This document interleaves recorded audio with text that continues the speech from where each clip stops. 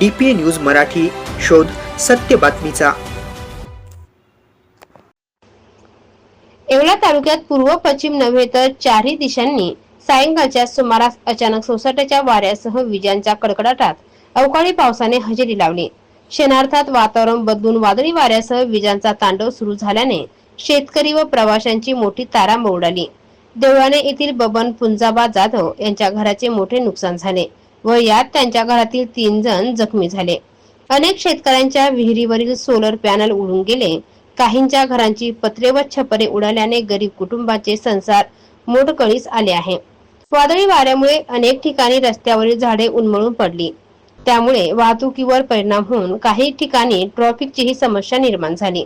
झाडे पडल्याने विद्युत तारा तुटून वीज पुरवठा खंडित झाला असून शेतकरी वर्ग अडचणीत सापडला आहे।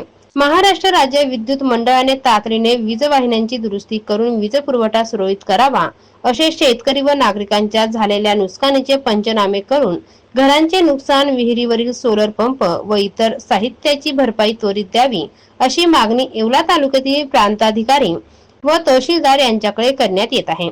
या अवकाळी पावसामुळे शेतकरी वर्गामध्ये हळहळ व्यक्त होत असून पेट्रोल व डिझेलच्या तुटवड्यामुळे परिस्थिती अधिक गंभीर बनली आहे। इंधन उपलब्ध नसल्याने शेताची कामे खोळंबली असून शेतकरी शासनाबद्दल नाराजी व्यक्त करत आहेत।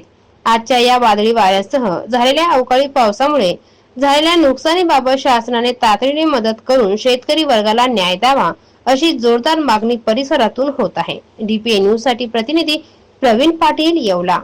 ताज्या घडामोडी व अपडेट जाणून घेण्यासाठी आताच DPA न्यूज चॅनलला सबस्क्राइब करा आणि बेल आयकॉन क्लिक करायला विसरू नका।